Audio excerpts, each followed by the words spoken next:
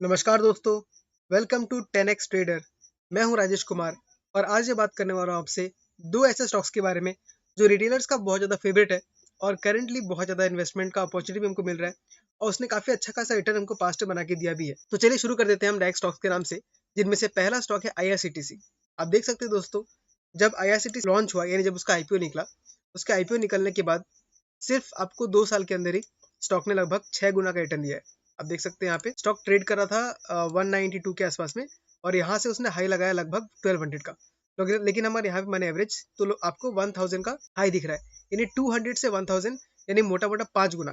5 गुना से आपको ज़्यादा ही मिला क्योंकि हाई इसका 1200 तक था, तो 5 गुना आपको सिर्फ 2 साल में मिल गया है। बहुत ही बढ़िया रिटर्न दिया।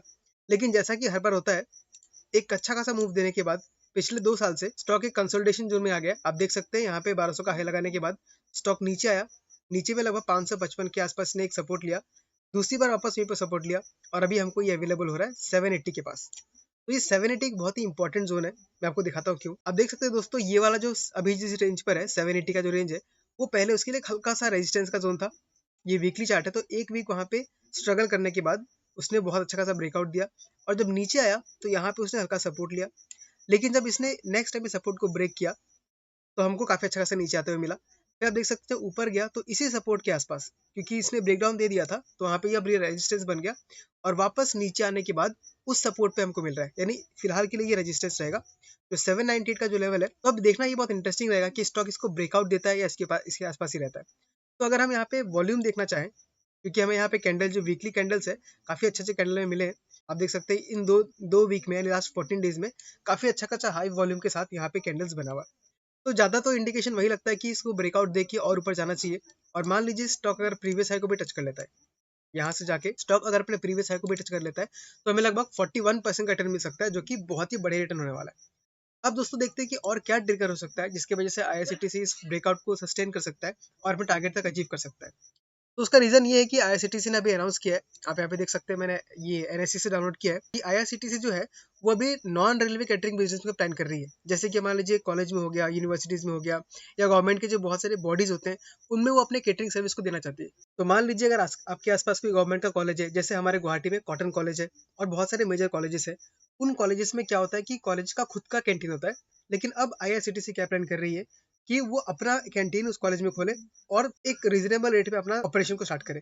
तो अगर ऐसा हो जाता है तो इस कंपनी का जो इनकम है बहुत अच्छा खासा बढ़ सकता है। ये मैंने NSE के वेबसाइट से डाउनलोड किया है और अगर आपको ये PDF चाहिए तो आप टेलीग्राम चैनल को ज्वाइन कर सकते हैं, मैं वहाँ पे भी शेयर कर दूंगा। तो ये कुल मिला के मैंने बात किया IRCTC के बारे में। यहाँ पे हमको एक और इंटरेस्टिंग चीज दिख रहा है कि लगभग 2 साल में इसने एक अच्छा खासा अपना एक बॉटम बना लिया है और अब ये इसको हम देखें तो ये राउंडिंग बॉटम भी इसको बोल सकते हैं।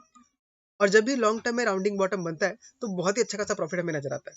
हमें यहाँ पे डबल बॉटम बनता हुआ दिख रहा है, देख सकते हैं ये एक लो है, उसका यहाँ पे आपस एक लो दिख रहा है, तो एक्जैक्टली हमें डबल बॉटम भी बनता हुआ दिख रहा है। तो इंडिकेशंस बहुत पॉजिटिव है। अगर हम चाहें तो एक स्विंग ट्रेड की बेसिस के ऊपर एक अच्छा खासा अमाउंट यहाँ पे लाके इन्वेस्ट कर सकते हैं।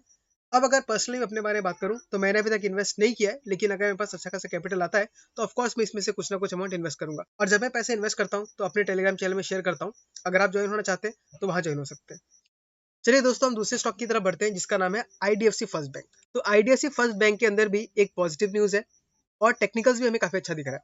तो मैं आपको दिखा देता हूँ, ये वीकली चार्ट है और ये यहाँ से लेके यहाँ तक पूरा अभी तक का इसका लाइफ टाइम का चार्ट हमको दिख रहा है जब से IDFC फर्स्ट बैंक बना हुआ है। पहला रेजिस्टेंस हम एक यहाँ बना सकते हैं जो कि 70 लेवल के आसपास है, दूसरा हम बना सकते हैं जो कि आपका 80 के आसपास है और तीसरा जो आपका न्यू हाई गया है वो हमारा करंट रेजिस्टेंस है। अब देख सकते हैं दोस्तों, जून 22 में इसने लो लगाया 31 रुपीज का।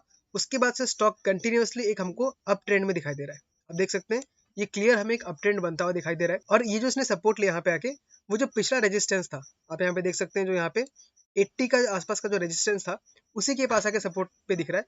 यानी जो प्राइस एक्शन है हमें बहुत ज्यादा कंफर्टेबल दिख रहा है। और आप देख सकते हैं इसने 2 साल के अगर हम देखें तो ये 2016 में 80 पे ट्रेड कर रहा था और इतना बड़ा राउंडिंग बॉटम बनाने के बाद आज इसने ब्रेकआउट दिया। आज मतलब इसने एग्जैक्टली कहें तो जुलाई को ब्रेकआउट दिया। ब्रेकआउट देने के बाद हमें काफी अच्छा खासा रिटर्न मिला और रिटर्न मिलने के बाद स्टॉक ने काफी डाउनफॉल भी दिखाया। तो ये डाउनफॉल आपका रिट्रेसमेंट है जो कि नॉर्मल है, क्योंकि स्टॉक हमेशा ऐसे ऊपर जाते नहीं रहता है। स्टॉक ऊपर जाएगा, फिर हल्का से नीचे आएगा, फिर ऊपर जाएगा, फिर हल्का सा नीचे आएगा। तो स्टॉक इस जिगजैग पैटर्न में ही आगे बढ़ता है। तो IDFC फर्स्ट बैंक हमें अगेन एक ब्रेकआउट कैंडिडेट की तरह मिल रहा है। ऑफकोर्स इस तरह आपको लॉन्ग टर्म तक होल्ड करना पड़ेगा। और मेरा अगर आपने पिछला वीडियोस देखा है तो मैं लगभग 6-7 महीने से ही इसके बारे में बात कर रहा हूँ और जो मेरा टारगेट है वो लगभग 120 का है, क्योंकि मेरा बाइंग प्राइस 40 पे है, तो मैं 120 पे आराम से अपना टारगेट बुक कर सकता हूँ। लगभग अपना कैपिटल निकाल लूंगा और बाकी प्रॉफिट छोड़ दूंगा, क्योंकि इस बैंक का जो फ्यूचर है बहुत ही अच्छा है। जिस तरीके से बैंक ग्रोथ कर रही है, काफी अच्छा खासा हो सकता है इसका फ्यूचर। तो ये तो हमने टेक्निकल एनालिसिस के बारे में बात किया, और इस जगह पे अगर बाय करते हैं तो काफी स्ट्रांग हमको अप मूव मिल सकता है। अब देखते हैं कि पॉजिटिव न्यूज निकल के क्या आ रहा है। तो दोस्तों, कोई भी बैंक के लिए बहुत इंपॉर्टेंट होता है कि वो जो लोन दे रही है उसका जो क्रेडिट रेटिंग है वो अच्छा है कि नहीं अच्छा है। तो India rating and research agency जो है, उसने इसके जो नॉन कन्वर्टेबल डेट इंस्ट्रूमेंट थे, यानी जिसने जो इसने पैसा उधार पे लिया था, उसको रेटिंग दिया है AA+ का, और जो कि स्टेबल बोला है। यानी जो आपने पिछले साल देखा था, जो 3000 करोड़ का जो लोन उन्होंने रेज किया था, उस लोन को उन्होंने जो रेटिंग दिया वो AA का दिया है। यानी लोन काफी सेफ है और काफी स्टेबल है। यानी इसका मतलब ये है कि इन्वेस्टर्स का भरोसा इसके ऊपर बना रहेगा। तो ये रेटिंग पॉजिटिव निकल के आ रहा है, ये भी काफी अच्छा खासा एक न्यूज है, और हमें टेक्निकल भी काफी अच्छा खासा नजर आ रहा है। तो इन दोनों को मिला के IRCTC और IDFC फर्स्ट बैंक दोनों ही एक बहुत बढ़िया कैंडिडेट बनते हैं स्विंग ट्रेड के लिए, जिसमें हमें काफी अच्छा खासा रिटर्न मिल सकता है। अगर मैं यहाँ से देखूँ, आपका भी फिलहाल 90 पे चल रहा है। 90 से अगर ये हम लोग का 120 का टारगेट टच कर लेता है, तो हमें आराम से 33% का रिटर्न मिल सकता है, जो कि बहुत ही तगड़ा रिटर्न है मेरे ख्याल से। ठीक है दोस्तों, अगर आपको ये वीडियो अच्छा लगा तो इस वीडियो को लाइक कर दीजिए, और हो सके तो इस चैनल को सब्सक्राइब भी कर दीजिए, क्योंकि ऐसे ही वीडियोस मैं टाइम टू टाइम लाते रहता हूँ। अगर आपने अभी तक डीमैट अकाउंट नहीं खोला है, तो डिस्क्रिप्शन में दिए हुए लिंक में जाके आप अकाउंट खोल सकते हैं। अगर आपको अकाउंट खोलने में हेल्प चाहिए तो आप टेलीग्राम चैनल को ज्वाइन कर लीजिए, वहां से मैं आपको पर्सनली हेल्प कर दूंगा। ठीक है दोस्तों, मिलते हैं अगले वीडियो में किसी अगले स्टॉक के साथ। तब तक के लिए tata, bye bye, take care.